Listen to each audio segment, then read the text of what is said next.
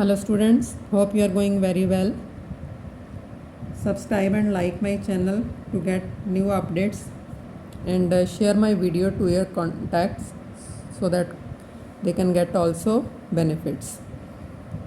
Today I will explain you examples of unit simple equations. Last video में मैंने आपको 2 examples explain की थी. Today I will explain example number 3rd, example number 4th and example number 5th. Here is example number 3rd. Consider the following situation. एक इन्होंने condition दी हुई है, सिचुएशन मतलब इक्वेशन स्टेटमेंट फॉर्म में दी हुई है, उसको हमने कन्वर्ट करना है इक्वेशन की फॉर्म में. Here is Raju's father's age is 5 years more than 3 times Raju's age. मतलब राजू के फादर की एज 5 साल ज़्यादा है राजू की एज का 3 टाइम्स करने के बाद भी. अगर मान लो राजू की एज 5 इयर्स है तो उसके फादर की एज कितनी होगी, उसका 3 टाइम्स करेंगे तो 5 × 3 15. 15 में भी हम 5 ऐड करेंगे तो हो जाएगी 20. And Raju's father is 44 years. Condition दी हुई है कि राजू के फादर की एज क्या है, 44 years. And set up an equation to find Raju's age. हमें इसके अकॉर्डिंग एक इक्वेशन बनानी है. अगर हमें राजू की एज फाइंड करनी हो तो कैसे इक्वेशन एडजस्ट करेंगे कि उसको हम सॉल्व कर पाएँ. अब इस टाइप के जो क्वेश्चन है आपको अभी जस्ट इक्वेशन बनाने की फॉर्म तक ही सॉल्व करना है, बट इक्वेशन भी बनानी और उसको सॉल्व भी करना है. ये आपको 8th और 9th क्लास में सॉल्व करने पड़ेंगे क्वेश्चंस, तो अच्छे से समझने की इक्वेशन कैसे बनानी है. अब कंडीशन क्या दी हुई थी, Raju's father age is 5 years more than 3 times Raju's age. तो राजू की एज हमें नहीं दी हुई है तो हम क्या एज्यूम कर लेंगे, example number 3rd. Let Raju's age is equal to हमने मान ली x ईयर्स. अब राजू's फादर्स एज, अब एक तो सिचुएशन के अकॉर्डिंग जो कंडीशन दी हुई उसके अकॉर्डिंग बनाएंगे. उसके बाद राजू के फादर की एज दी भी हुई है तो वो राइट साइड में लिख लेंगे उसी को एडजस्ट करके. अब इक्वेशन क्या बनेगी इसके अकॉर्डिंग, उसके फादर की एज क्या बनेगी, राजू की एज के अकॉर्डिंग. राजू की एज है x, उन्होंने बोला है 3 टाइम्स राजू's एज. 3 टाइम्स मतलब 3x. मोर देन है तो प्लस करना होता है, लेस देन हो तो माइनस करना होता है. या सब्ट्रैक्ट हो तो आपको पता ही है माइनस करना आता है. टाइम्स में हो या थ्राइस ट्वाइस हो तो मल्टीप्लाई करना होता है. 1/5, 1/7, 1/3 समथिंग हो तो डिवाइड करना होता है. इस बात का आपने ध्यान रखना है. लास्ट वीडियो में भी मैंने आपको ये चीज़ें एक्सप्लेन कर दी थी. Now Raju's father age is 3 times x more than 5 more than है तो प्लस कर देंगे इसमें 5. बट राजू's फादर्स एज क्या दी हुई है हमें given, 44 years. That means question क्या बन गया, अकॉर्डिंग टू इक्वेशन बनेगी आपकी 3x + 5. ये भी राजू के फादर की एज है और ये भी राजू के फादर की एज है. दैट मीन्स इसको और इसको दोनों को इक्वल कर देंगे तो इक्वेशन बन जाएगी. यही इसका आंसर है. बस यहाँ तक सॉल्व करना है, इसको आगे सॉल्व नहीं करना है अभी. Example number 4th is here. A shopkeeper sells mangoes in 2 types of boxes. Shopkeeper ने 2 टाइप के बॉक्सेस में मैंगोज की सेल करनी है. 1 स्मॉल एंड 1 लार्ज. एक लार्ज बॉक्स है, एक स्मॉल बॉक्स है. A larger box contains as many as 8 small boxes plus 4 loose mangoes. मतलब कि जो लार्ज बॉक्स में मैंगोज हैं वो 8 स्मॉल बॉक्सेस में आ गए बट 4 एक्स्ट्रा मैंगोज हैं. Set up an equation which gives the number of mangoes in each small box. The number of mangoes in large box given है हमारे पास 100. जैसे राजू के फादर की एज और राजू की एज के अकॉर्डिंग था, यहाँ पे लार्ज बॉक्स और स्मॉल बॉक्स के अकॉर्डिंग लेंगे।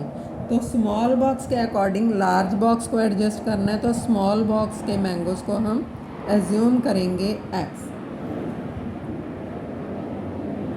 लेट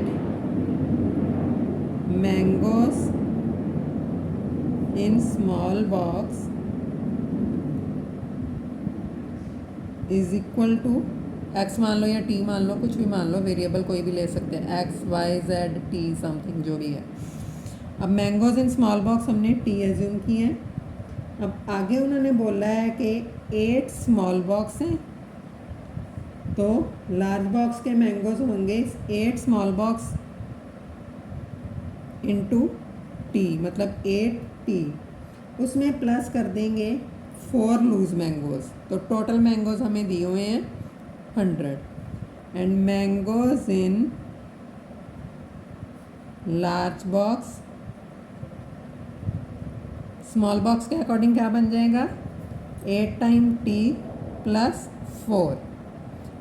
जो स्मॉल बॉक्स की क्वांटिटी एज्यूम की है उसको 8 टाइम्स एडजस्ट कर लिया, और 4 लूज मैंगोज हैं plus 4 loose mangoes. But mangoes in large box हमें गिवन है 100, तो इक्वेशन क्या बन जाएगी एक्चुअल में अकॉर्डिंग टू क्वेश्चन, ये हो जाएगी आपकी 8t प्लस 4, दोनों को इक्वेट कर दोगे तो आंसर आ जाएगा। ये भी लार्ज बॉक्स के हैं, ये भी लार्ज बॉक्स के हैं, तो एक साइड राइट में एक साइड लेफ्ट में। This is the answer. Now I will explain example number 5 of exercise 4.2।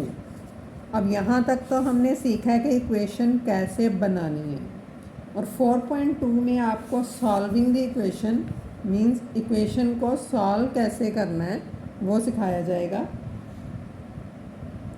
As like the question is, अब जो एग्जांपल है उसको आप सिंपली भी सॉल्व कर सकते हो, बट जो एक्सरसाइज दी हुई है आपको 4.2, उसमें अगर क्वेश्चंस देखोगे तो first give first step you will use to separate the variable.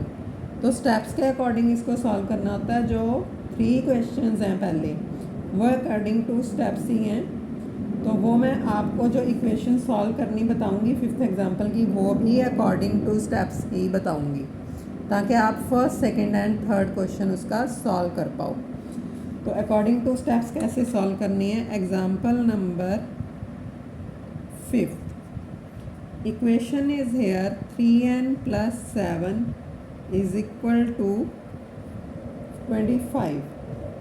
तो यूजिंग स्टेप्स का मतलब होता है, अब इसमें देखो using steps to separate variable कैसे करना है, सिर्फ वेरिएबल टर्म को हमने लेफ़्ट साइड रखना है, बाकी के टर्म्स हम धीरे धीरे वैनिश करते जाएंगे लेफ़्ट साइड में से, और उसी के अकॉर्डिंग इफ़ेक्ट डालते जाएंगे राइट साइड में। वो कैसे, अब यहाँ पे है आपके पास 7 प्लस में, उसको करना है हमें कैंसिल। स्टेप यूज़ करने के लिए कैंसिल करना हो तो -7 करेंगे तो उसकी वैल्यू क्या आ जाएगी, 0। बट वो -7 हम लेफ़्ट साइड में नहीं करेंगे, राइट में भी करेंगे, दोनों तरफ करेंगे। तो यहाँ पे लिखेंगे सबट्रैक्टिंग 7 फ्रॉम बोथ साइड्स, ये है स्टेप फर्स्ट। स्टेप 1 है सबट्रैक्टिंग 7 फ्रॉम बोथ साइड्स, इस साइड हो जाएगा 3n + 7 -7, और इस साइड भी हो जाएगा 25 - 7। दोनों तरफ से हमने 7 7 माइनस कर दिया, इस साइड वाला 7 तो कैंसिल हो गया, +7 - 7 मीन्स 0, और इस साइड वाली वैल्यू को माइनस करके जो आएगा वो लिख देंगे। दैट मीन्स 3n = 25 - 7 हो गया 18। अब हमने वेरिएबल को सेपरेट करना है, अभी भी वेरिएबल के साथ हमारे पास है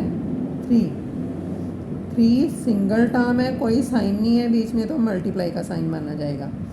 अगर प्लस में हो तो सब्ट्रैक्ट करना है स्टेप में, माइनस में हो तो प्लस करेंगे ऑन एडिंग। अब अगर मल्टीप्लाई में है तो डिवाइड करेंगे, और डिवाइड में है तो मल्टीप्लाई करेंगे, उल्टा कर देंगे तो क्वेश्चन सॉल्व हो जाएगा। इस बात का ध्यान रखना है आपने। By multiplying by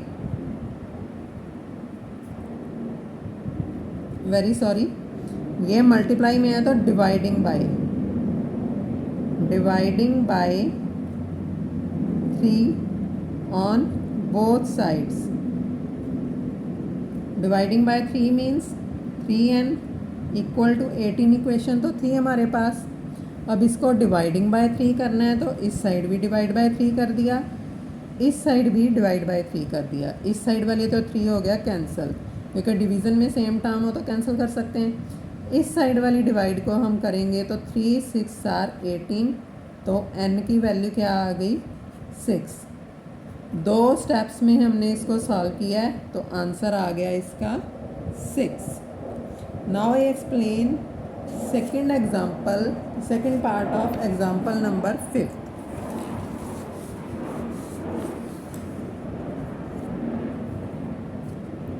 second part है यहाँ पे 2p minus 1 is equal to 23।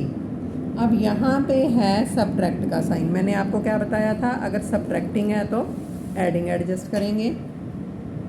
By adding क्या ऐड करना है, जो सब्ट्रैक्ट के साथ वैल्यू है 1 ऑन बोथ साइड्स, तो ये हो जाएगा 2p minus 1 plus 1 is equal to 23 plus 1। इस साइड वाली वैल्यू हो गई कैंसिल और इस साइड वाली वैल्यू हो गई 2p इज इक्वल टू 24। अब ये 2p मल्टीप्लिकेशन में by dividing by 2 on both sides. अब डिवाइड किया तो ये क्या हो जाएगा 2p by 2 is equal to 24 by 2। 2 के साथ 2 कैंसिल, अब ये भी 2 के टेबल पे कैंसिल हो जाएगा। 2 1 ज़ार 2, 2 2 ज़ार 4, तो p की वैल्यू क्या आ गई 12। This is the answer. I will leave this video now. और जो भी प्रॉब्लम्स हैं एक्सरसाइज फर्स्ट की या एक्स्ट्रा क्वेश्चन कुछ लगा एक्सरसाइज सेकंड में, I will explain in next video. तो आप सेकंड वीडियो के अकॉर्डिंग जो सेकंड एक्सरसाइज है उसमें सिर्फ प्लस और माइनस के क्वेश्चन सॉल्व कर लेना। डिवीज़न एंड मल्टीप्लिकेशन के मैं अभी नेक्स्ट वीडियो में एक्सप्लेन कर दूंगी। Till then thank you.